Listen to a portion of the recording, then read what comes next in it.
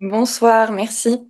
Avant l'été, on assiste souvent à la mode du summer body, à savoir se sculpter un corps sympa pour lézarder en toute confiance sur la plage. Mais est-ce bon de se concentrer sur une courte période, puis de ne plus rien faire par la suite, ou est-ce que cela reste une bonne chose malgré tout?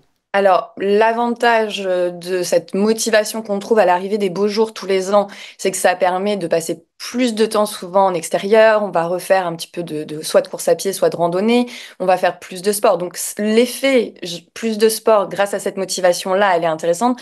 Après, c'est vrai que le côté où je fais un régime juste avant l'été, ou derrière, je risque de surcompenser avec les apéros, les barbecues pendant l'été, ça, c'est plutôt négatif parce que ça peut générer un effet yo-yo qui, sur le long terme, est délétère pour la santé parce que, en fait, dérègle complètement notre corps.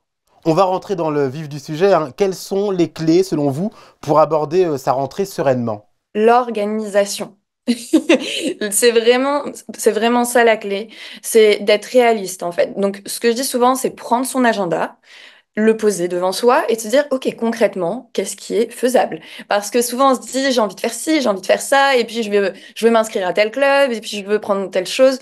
Et après, dans la réalité, c'est pas forcément gérable. Donc, vaut mieux choisir une chose au début et de se dire, avec la réalité de mon agenda, comment est-ce que je peux m'y tenir sérieusement? Pas 2 semaines, pas 4 semaines, mais vraiment toute l'année.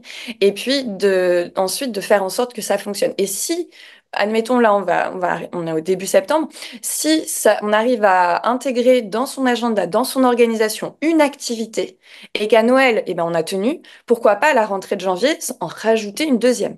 Mais de pas tout mettre d'un coup. Donc pour moi, la première chose très importante, c'est vraiment prendre son agenda, regarder qu'est-ce qui est faisable, combien de fois par semaine est-ce qu'on peut reprendre une activité, mais concrètement, et puis de faire de la place et de s'octroyer ce temps-là, d'en faire une priorité. Souvent, le temps pour soi, le temps pour sa santé, ça passe après tout le reste. Et de se dire, en fait, non, c'est un rendez-vous que je prends avec moi-même, que je note noir sur blanc et que j'honore comme si c'était n'importe quel autre rendez-vous. Vous dites qu'il n'est pas forcément nécessaire de s'inscrire en salle de sport, ça peut passer par des petits efforts quotidiens, essayer de marcher plus dans la journée, se garer un peu plus loin quand on va faire des courses, et prendre par exemple systématiquement les escaliers. Oui, c'est la différence que j'explique souvent entre l'activité sportive et l'activité physique. L'activité sportive, on va s'inscrire dans un club de sport où on va faire du sport chez soi ou en extérieur, peu importe, mais vraiment du sport. Après, il y a l'activité physique qui est indispensable pour être en bonne santé et pour des personnes qui sont totalement sédentaires, de pas se mettre la pression avec une activité sportive au démarrage, mais de reprendre l'activité physique qui est effectivement bouger au quotidien. Donc, porter ses packs de course au lieu de les mettre dans un caddie, par exemple.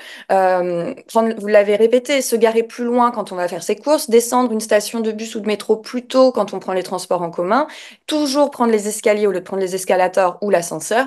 Et rien que ça, c'est des petits pas, mais qui, à la fin de la journée, pour une personne sédentaire, fait une grosse différence. Alors on le sait, hein, ces méthodes bien-être demandent des efforts pas toujours faciles à tenir sur la durée. Si on est honnête, c'est quoi l'astuce pour garder la motivation? Bien, déjà de se dire que la motivation, c'est pas quelque chose qu'on a ou qu'on n'a pas, c'est quelque chose qui se travaille et qui s'entretient.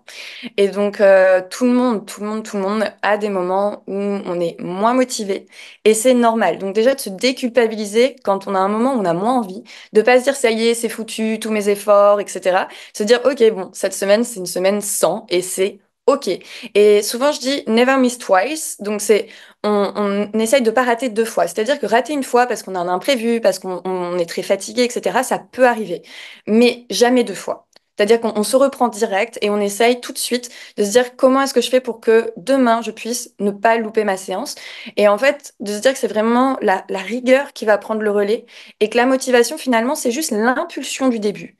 Ce qui fait que ça fonctionne chez les personnes qui gardent cette routine, ce qui fait que ça fonctionne chez les athlètes qui persistent, c'est vraiment le fait de s'accrocher dans les moments difficiles et de se dire, bah voilà, c'est un moment difficile, mais j'y vais quand même. Et la motivation va revenir ensuite et voilà, ce sera pas passager. Alors que si on arrête, on part dans du foutu pour foutu, bah finalement c'est un peu de l'auto-sabotage et on risque de décrocher complètement, ce qui est dommage. Vous sortez votre second livre le 18 septembre, Le Guide Santé des femmes, coécrit avec Julie Cantournet, kinésithérapeute. De quoi parlera cet ouvrage? Il porte très très bien son nom, Guide santé des femmes. Donc avec Julie, on travaille toutes les deux dans la santé des femmes depuis plus de 15 ans. Et que ce soit elle en consultation ou moi à travers les différents accompagnements que je propose, on s'est rendu compte qu'il y avait énormément de femmes qui finalement ne connaissaient pas le fonctionnement de leur corps, même des choses basiques, parce que c'est pas forcément des choses dont on parle. Il y a beaucoup de sujets tabous.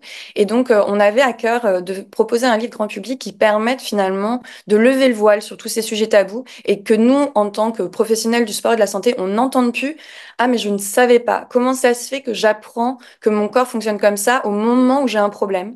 Et donc on y traite vraiment de toutes les étapes de la vie de femme, de vraiment des premières règles jusqu'après la ménopause, en passant par les grossesses, le postpartum, tous les petits soucis de santé qui peuvent arriver par rapport aux douleurs pelviennes, par rapport à tout ce qui va être aussi incontinence. Donc on parle de tous ces sujets-là, mais sur un ton très léger, avec beaucoup d'humour et surtout des solutions en fait. Donc c'est un livre qui a but d'éduquer, mais de dédramatiser aussi et puis de solutionner avec énormément d'informations sur ce qui est possible de faire.